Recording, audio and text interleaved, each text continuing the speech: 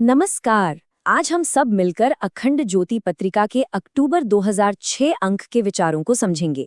ये एक बहुत ही खास अंक है जो हमें एक यात्रा पर ले जाता है। एक ऐसी यात्रा जो हमारे अंदर की शक्ति को पहचानने से शुरू होती है और फिर समाज की भलाई तक पहुंचती है। तो चलिए इस सफर की शुरुआत करते हैं। तो देखिए, इस अंक में हम क्या क्या जानने वाले हैं। सबसे पहले हम शक्ति और यौवन के बारे में बात करेंगे। फिर हम कुछ अनजाने रहस्यों की दुनिया में चलेंगे। उसके बाद हम देखेंगे कि भारत का प्राचीन ज्ञान आज भी कितना प्रासंगिक है। फिर हम भक्ति और प्रकृति से मिलने वाले आदर्शों को समझेंगे।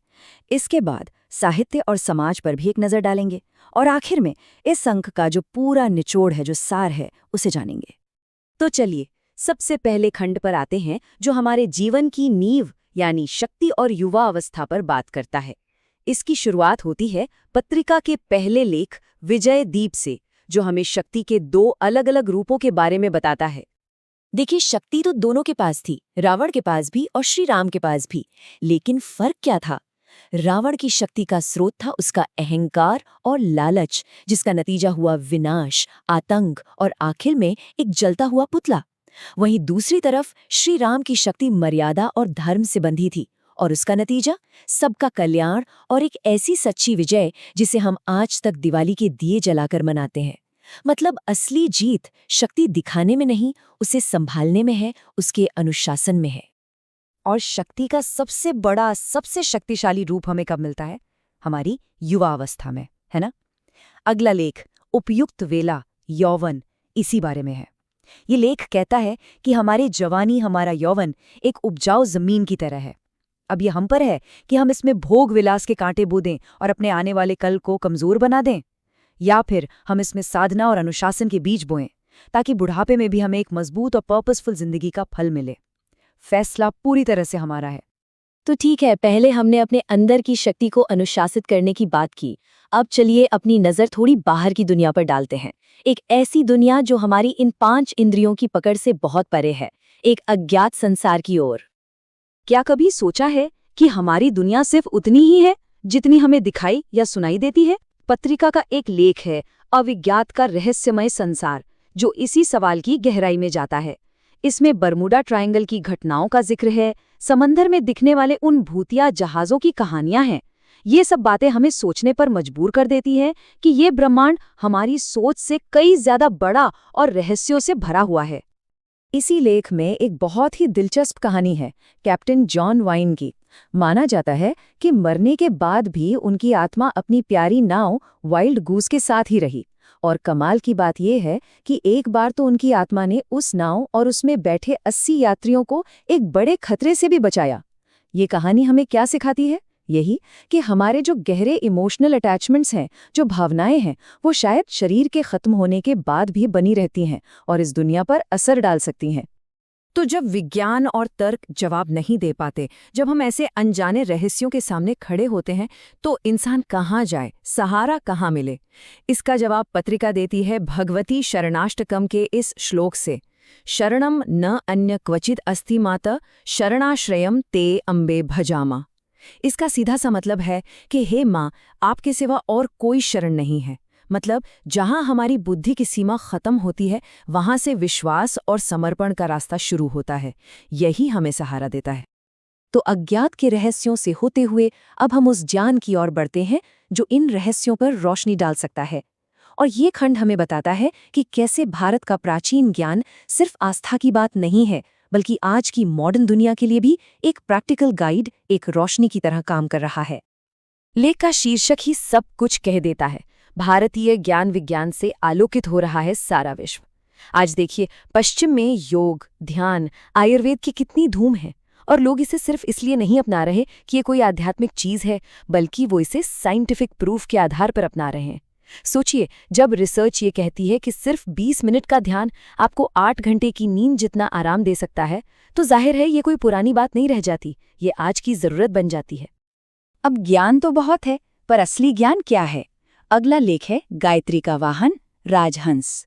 ये हमें नीर क्षीर विवेक के बारे में बताता है। ये सिर्फ एक कहानी नहीं है कि हंस दूध और पानी को अलग कर सकता है।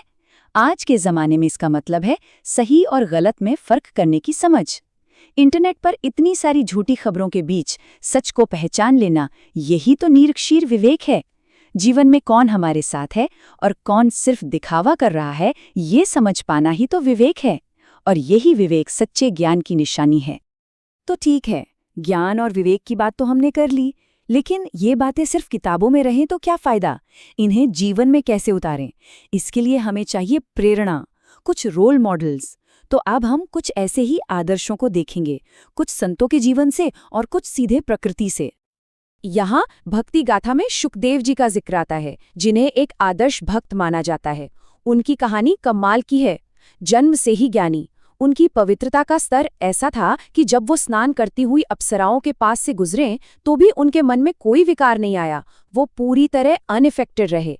ये दिखाता है कि उनका मन दुनिया की मोह माया से कितना ऊपर उठ चुका था। इसी अवस्था को निरोध कहा गया है, मतलब जब सांसारिक विचार मन में आना ही बंद हो जाए। यही भक्ति का सबसे ऊंचा स्तर है। संतों के अलावा प्रकृति भी हमारी सबसे बड़ी गुरु है। एक लेख है, कुछ सीखें इन परिव्राजक पेड़ों से। इसमें मैंग्रोव के पेड़ का उदाहरण दिया गया है।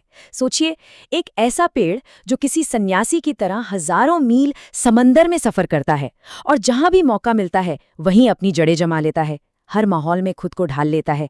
ये पेड़ हमें क्या सिखाता है? ये हमें सिखाता है डिटैचमेंट, किसी भी परिस्थिति में अडैप्ट कर जाना और हमेशा आगे बढ़ते रहना। चरई वेती। तो अभी तक हमने बात की व्यक्तिगत साधना की, प्रकृति से प्रेरणा लेने की। अब इस नजरिए को थोड़ा और बड़ा करते हैं और देखते हैं कि ये आध्यात्मिक सोच हमारे समाज, हमारे साहित्य और हमारी इकोनॉमी के बारे में क्या कहती है।